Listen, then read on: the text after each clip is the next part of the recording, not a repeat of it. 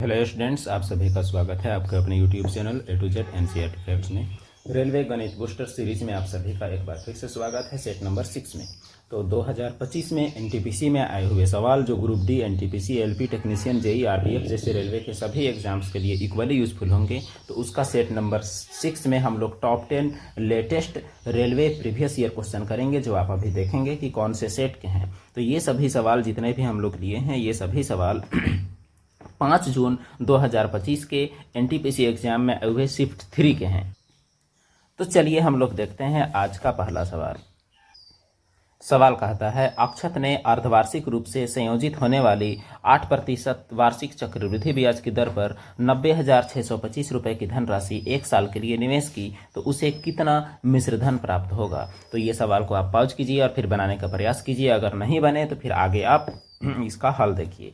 तो ये सवाल में जो कह रहा है, इसमें आपका ये जो 90,000 दिया हुआ है, 90,625, ये आपका है मूलधन। ये आपका मूलधन जिसे पी कहते हैं। ये 8% जो दिया हुआ है, ये आपका क्या है, तो ये आपका है दर। लेकिन चूंकि अर्धवार्षिक जुड़ेगा, इसीलिए 8 का आधा हो जाएगा, आपका क्या हो जाएगा, तो 4% हो जाएगा। और 1 साल के लिए दिया हुआ है, तो 1 साल में कितने अर्धवार्षिक होंगे, तो अर्धवार्षिक होंगे 2, यानी n बराबर आपका कितना हो जाएगा, तो 2 हो जाएगा। अब जो सूत्र आप जानते हैं, सूत्र क्या होता है, तो सूत्र आपका साफ साफ होता है आपका, 1 मिनट इसे हम लोग ब्राइट कर लें। सूत्र आपका होता है a बराबर, इसे हम लोग केवल अभी लिखेंगे, a बराबर 1 + r/100 का पावर n। यहाँ आप देख सकते हैं कौन कौन क्या क्या है। a है मिश्रधन, p है मूलधन, और यहाँ r है आपका ब्याज दर और n है आपका समय। तो चलिए इसी सूत्र में हम लोग रखने का प्रयास करते हैं। तो हम लोग का सबसे पहले हो जाएगा क्या, तो सबसे पहले आपका हो जाएगा a। तो a बराबर क्या हो जाएगा, a बराबर p और 1 + r/100 का पावर हो जाएगा n।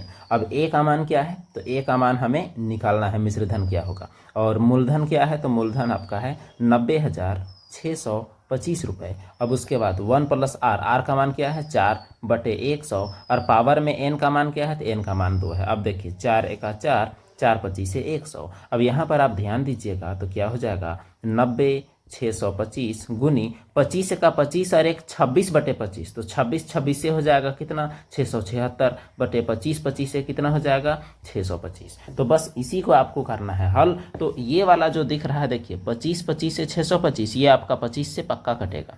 25 तिया 75, 75 और 90 में फर्क होता है 15 का, तो 156, 25 छक 150, बचा 60, यानी 62, 25 दूनी 50, और उसके बाद फिर क्या है, 25 दूनी 50 हुआ, फिर 12 बचा तो 125, 25 25 125, यानी 3625 हुआ। अब फिर से आपका 25 से कटेगा, 25 का 25, 25 एकम 25, कितना बचा आपका, 25 और 36 में अंतर, वो बचा 11 का 112, यानी 25 चौके 100, और फिर आपका 25 25 125। अब आपके पास 2 ही अंक है, 145 गुनी 676। तो बस इसे ही आपको गुना करना है, कितना है, 145 गुनी 676। तो इसे गुना किए बगैर तो आपका पक्का नहीं आने वाला है, एकदम पक्का आपको गुना करना ही पड़ेगा। तो देखिए आपका 6 × 5 कितना हो गया, 6 × 5 = 30, और 14 × 6 = 84, और 3 कितना, 87। अब 7 से गुना कीजिए, 7 × 5 = 35 के 5 हाथ में 3, और 14 × 7 = 98, और 3 कितना हो जाएगा, तो 101। और फिर 6 से गुना कीजिएगा, तो फिर से आपका 870, बस जोड़ दीजिए, 0 7 5 12, 8 1 9 1 10, 7 1 8, 8 1 9, तो 98,020 रुपया आप ऑप्शन में तलाशिए। तो देखिए 98,020 रुपया आपका जवाब है भी। तो सवाल में कोई सवाल में आपका टाइम लगेगा, इसमें कोई दो राय नहीं है। अगला सवाल कहता है,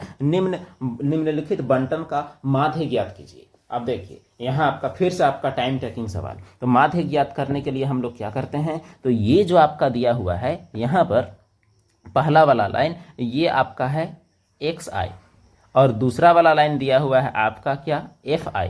हम लोग को मूल रूप से निकालना होता है fi xi, यानी दोनों को गुना करना पड़ता है। तो सबको गुना करके आप नीचे लिखते जाइए, जैसे पहला वाला गुनी दूसरा वाला, पहला वाला गुनी दूसरा वाला, सबको आपको करना है। अब देखिए 19 तिया, आपको सबको गुना करना पड़ेगा, 19 तिया 57, 19 तिया 57, हाथ में बचा कितना, 5, 19 छक 114, और 5 कितना हो जाएगा, 119। ये पहला वाला गुना हुआ। अब दूसरे वाले को गुना कीजिए 36 से, तो 36 दूनी क्या हो जाएगा, 36 दूनी 72, और 36 छक 216, और 216, और उसके बाद 7 कितना हो जाएगा, तो 223 हो जाएगा। चलिए इसको हम लोग दूसरा जगह में लिखते हैं तो आराम पड़ेगा।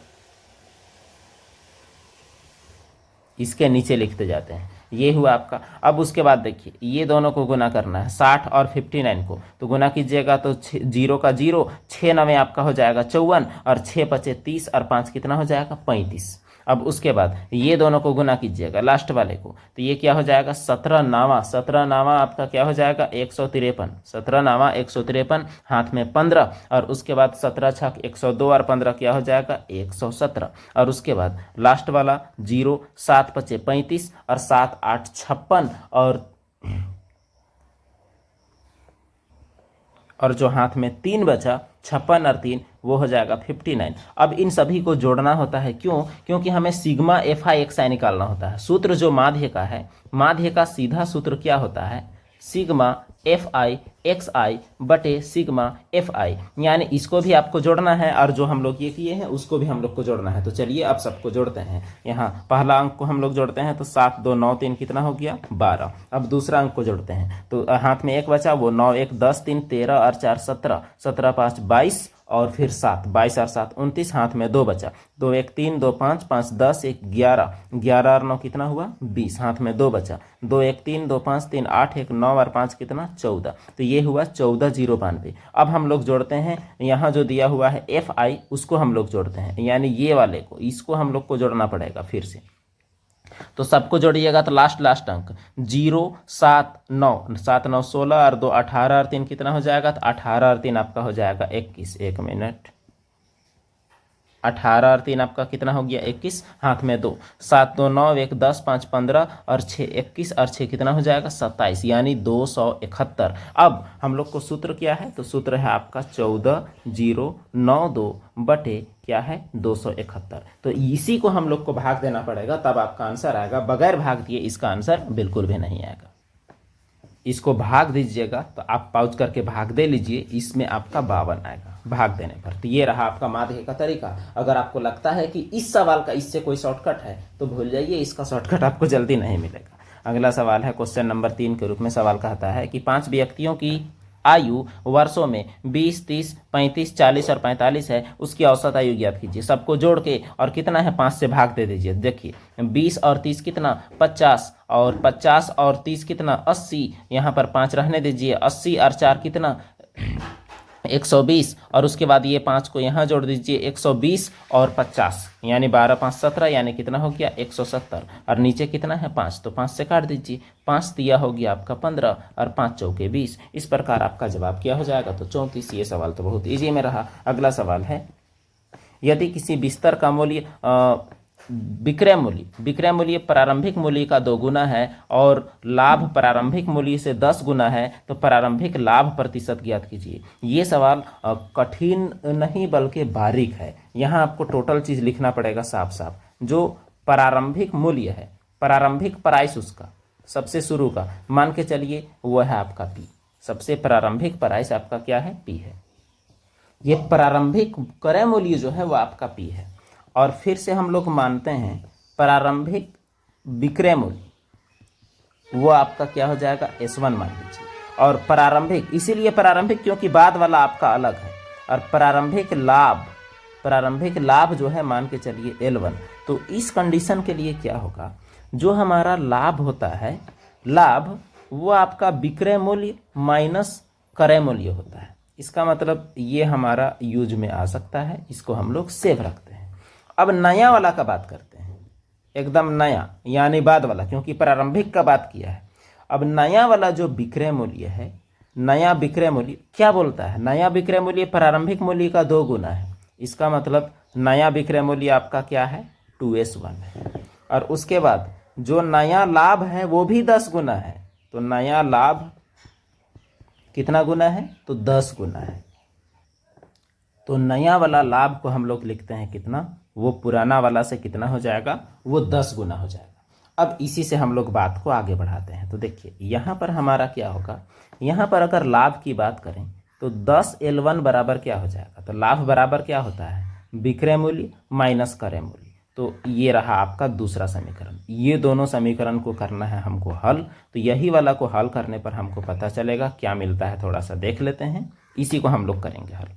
अब ये दोनों से देखिए, ये रहा आपका एक 10L1, तो चलिए यहाँ से हम लोग इधर चलते हैं। ये जो आपका है 10L1 बराबर यहाँ पर आपका है 2S1। अब यहाँ जो P जो आपको दिख रहा है, ये P, इस P की जगह में यहाँ से आप मान रख दीजिए यहाँ से। तो अगर P की जगह में मान रखेंगे तो P बराबर S1 माइनस L1 होगा, यानी S1 माइनस रखिएगा तो आपका माइनस माइनस प्लस हो जाएगा, ये L1 हो जाएगा। अब उसके बाद ये L1 इधर आएगा तो 10L1 में 1L1 घटेगा तो कितना बचेगा, 9L1, और 2S1 में 1S1 घटेगा तो कितना बचेगा, 1S1। अब यहाँ से आप देखेंगे तो पता चलेगा कि L1 बटे S1 बराबर क्या हो जाएगा, 1/9। इसका मतलब 1 रुपया का लाभ हो रहा है 9 में बेचने पर। इसका मतलब हम लोग खरीदे हैं उसको मतलब लाभ हुआ है 1 रुपया और क्रय मूल्य है 8 रुपया और गुनी 100, इसी से आपका निकलेगा प्रतिशत। और ये वाला चीज़ आप बखूबी जानते हैं कि ये 12.5 से गुना हो जाएगा, तो 12.5 गुनी 8 बराबर 100, काटिएगा तो 12.5 आएगा। तो इसका मतलब इसका जो सही जवाब जो आपका है वो क्या हो जाएगा, तो इसका सही जवाब आपका 12.5 हो जाएगा। तो देखिए कुछ सवाल, आज का जितना भी सवाल है वो आपका पेचीदा ही मिल रहा है। अगला सवाल है क्वेश्चन नंबर 5। एक नाव को धारा की विपरीत दिशा में 10.2 किलोमीटर जाने में 51 मिनट लगता है। नाव की चाल और धारा की चाल का अनुपात 7:6 है। नाव को धारा की विपरीत दिशा में 17.7 किलोमीटर और धारा की दिशा में 66.3 किलोमीटर जाने में कुल कितना घंटा लगेगा। तो चलिए सवाल को बारीकी से हल करते हैं। तो मान के चलिए जो नाव की चाल है वो कितना है, तो नाव की चाल है मान के चलिए 7x, क्योंकि अनुपात वाले को x ही हम लोग मानते हैं। और उसके बाद जो धारा की चाल है वो क्या है, तो वह है आपका 6x। अब देखिए जब दोनों एक दूसरे की विपरीत दिशा में चलते हैं तो घटेगा, इसका मतलब विपरीत दिशा के दौरान चाल, विपरीत दिशा में जो चाल हो जाएगा वो दोनों में घटेगा। तो घटने के बाद क्या हो जाएगा, 7 में 6 क्या हो जाएगा, x। और ये चाल बराबर क्या होगा, दूरी बटे समय। तो दूरी कितना है आपका, दूरी है 10.2 और समय कितना है 51 मिनट। तो इसे 51/60 करेंगे तो ये 60 आपका ऊपर जाएगा। अब देखिए इसे हम लोग हल करेंगे तो 102 गुनी 60, 1 मिनट, यहाँ पर 102 गुनी 60/51 और यहाँ पॉइंट हटेगा तो यहाँ आपका 0 बचा। अब देखिए 51 51 और 51 दूनी और उसके बाद 10 10 कटा तो ये आपका कितना हो गया, 12। इसका मतलब ये हुआ कि विपरीत दिशा में जो चाल है वो कितना है, यानी x बराबर कितना है, 12 है। जब x बराबर 12 है तो इसका मतलब जो नाव की चाल है वो 12 सतह कितना हो गया, 84, और जो धारा की चाल है वो 12 छक कितना हो गया, 72। तो यही दोनों चाल से हमारा पूरा गणित बनने वाला है, यही दोनों का इस्तेमाल से। तो चलिए यही दोनों का इस्तेमाल से हम लोग निकालते हैं। यहाँ पर आपका 2 दूरी है, विपरीत में 17.7, विपरीत में 17.7 और फिर धारा की दिशा में कितना है, 66.3। तो दोनों कंडीशन में हम लोग को क्या निकालना है, दोनों कंडीशन में हमें निकालना है समय। तो दोनों समय चलिए हम लोग निकालते हैं। यहाँ पर जगह का कमी है, थोड़ा सा हम लोग जूम आउट कर लेंगे, उसके बाद हम लोग निकालेंगे। तो जो इसके सापेक्ष जो समय लगेगा, ये वाला के सापेक्ष, यानी नाव और धारा में एक बार हम लोग विपरीत दिशा का करते हैं। अच्छा, एक विपरीत दिशा में एक बार घटेगा तो हमारा दोनों घटाएंगे तो 12 होगा, और जोड़ेंगे तो एक बार होगा। तो एक बार हम लोग घटाते हैं तो घटाने पर हमारा 12 और जोड़ने पर हमारा क्या हो जाएगा, दोनों को जोड़ेंगे तो 4 और 2 6, 8 8 7 15, यानी 156। तो अनुकूल दिशा में 156 किलोमीटर प्रति घंटा और विपरीत दिशा में 12 किलोमीटर प्रति घंटा। तो 12 वाले के सापेक्ष समय कितना लगेगा, तो विपरीत दिशा में समय बराबर दूरी बटे चाल। तो दूरी कितना है, दूरी है आपका 17.7 किलोमीटर और चाल आपका क्या है, तो चाल आपका है 12 किलोमीटर। तो ये वाला को एक हल करेंगे। और दूसरा है आपका दूरी है चाल है 156, तो चाल बराबर दूरी बटे समय हो जाएगा, समय बराबर दूरी बटे चाल। तो एक मिनट दूरी आपका दूसरा वाला में क्या है, 66.3। यहाँ पर देखिए दूरी क्या है, 66.3, और फिर समय क्या लग रहा है, तो समय दूसरे वाले के टाइम में समय बराबर दूरी बटे चाल, तो समय क्या लग रहा है भाई निकालना है, तो चाल है आपका 156। तो ये दोनों को करना पड़ेगा हल, तभी हमारा आएगा आंसर। तो ये दोनों को हल कीजिएगा। देखिए इसका पॉइंट हटाइए, यहाँ आपका 0 बचेगा, 3 से आपका कटेगा तो 3 × 5 = 15, 3 × 9 = 27, 3 × 4 = 12, यानी यहाँ क्या बचा 59/40। अब इस दूसरे वाले को भी काटिए, पॉइंट हटाइए, यहाँ आपका इतना बचेगा। अब उसके बाद ये आपका 13 या 12, 13 से आपका कटना चाहिए, 13 पचे 65, हाँ ठीक है, 13 से कटेगा आपका, 13 एका 13 और यहाँ आपका 13 दूनी 26 और ये आपका 13 पचे 65 और उसके बाद 13 एका 13, 3 से काटिएगा, 3 चौके 12 और यहाँ 3 17 ही 51। इसका मतलब ये हुआ आपका 17/40। अब देखिए 59/40 और 17/40 ये दोनों को आप जोड़ दीजिए, 59/40 और 17/40 को, तो 59 और 17 को जोड़िएगा तो कितना होगा, यही आपका आंसर देगा। तो 59 और 17 को जोड़िएगा तो आपका हो जाएगा 76/40। तो 76/40 यहाँ 4 से कटेगा, 4 दहाइए 40 और 19 चौके 76, पॉइंट हटाइएगा तो आपका 1.9 आएगा, जो कि आपका जवाब है। तो उम्मीद करते हैं कि ये सवाल समझ में आया हो, क्योंकि आपको बनाना तो है और सवाल हर एक प्रकार का देखने को मिलेगा। तो देखिए आज केवल 5 क्वेश्चन में हमारा 15 मिनट जा चुका है। अगला सवाल है क्वेश्चन नंबर 6। सवाल कहता है ए बी सी डी का समांतर है, एक तिर्यक रेखा पी क्यू ए बी और सी डी को क्रमशः ई और एफ पर काटती है, पी ई बी 59 है, जी ए बी और सी डी के बीच में एक बिंदु इस प्रकार है कि बी ई जी बराबर 60, जी एफ ई बराबर 33, तो ई जी एफ का माप आपको ज्ञात करना है। तो चलिए सबसे पहले हम लोग को बनाना पड़ेगा इस सवाल के लिए एक फोटो। तो देखिए एक हम लोग तिर्यक रेखा बनाते हैं। सबसे पहले ये हुआ दो समांतर रेखा, एक है आपका क्या, तो एक है ए बी और एक क्या है, एक है सी डी, और तिर्यक रेखा कुछ इस प्रकार है और उसका नाम क्या है, तो नाम है आपका पी क्यू। काटता कहाँ कहाँ है, तो काटता है आपका ई पर और काटता है आपका कहाँ, एफ पर। और उसके बाद जी कहता है इसके बीच में स्थित कोई बिंदु है जो इस प्रकार से है। अब हम लोग देखते हैं कोण का माप की कौन सा कोण कितना है, तो कहता है बी ई जी, यहाँ पर जी एक बिंदु है, तो सबसे पहला चीज़ कहता है पी ई बी 59 है, यानी ये वाला कोण जो है ये क्या है, 59 है। फिर बी ई जी कितना कहता है, तो ये आपका 50 कहता है। फिर कहता है जी एफ ई यानी ये वाला कोण कितना कहता है, तो ये आपका 33 कहता है। आपको निकालना कौन सा है, तो ई जी एफ यानी ये वाला कोण आपको निकालना है। अब ध्यान दीजिए, एक हुआ आपका 50, यहाँ पर गौर कीजिएगा आप, यहाँ पर तो गौर करने पर पता चलेगा ये आपका बनेगा कितना का, 180 का, यानी एक 59 और एक 50, तो 50 और 59 हुआ 109, तो 180 में 109 घटाइएगा तो कितना बचेगा, 71, तो वो आपका 71 जो है वो आपका यहाँ पर बैठेगा ये वाला कोण में। अब 71 और 33 को जोड़िए तो ये हो गया 3 1 4 और 3 1 4 और 7 3 कितना हो गया, 10, यानी 104। अब त्रिभुज के तीनों कोण, एक कोण, दो कोण, तीन कोण का 180, तो 180 में आप इसको घटा दीजिएगा, तीसरा हमारा निकल जाएगा। अब घटाइएगा तो कितना बचेगा, वो बचेगा आपका 76, इसीलिए आपका जवाब कितना आ जाएगा, तो 76 आ जाएगा। तो बस यही कि एक रेखा में 180 का कोण बनता है, एक त्रिभुज में 180 कोण बनता है, इसी से हमारा ये सवाल हल हुआ है। अगला सवाल देखते हैं। चलिए ये रहा आपके सामने सवाल यहाँ कह रहा है कि यदि x प्लस 1/x बराबर 10 है तो x cube minus 1/x cube का मान ज्ञात कीजिए। तो a माइनस बी का होल क्यूब आपको पता होना चाहिए बस, और कुछ नहीं। तो चलिए देखते हैं x माइनस 1/x का, चलिए होल क्यूब करते हैं।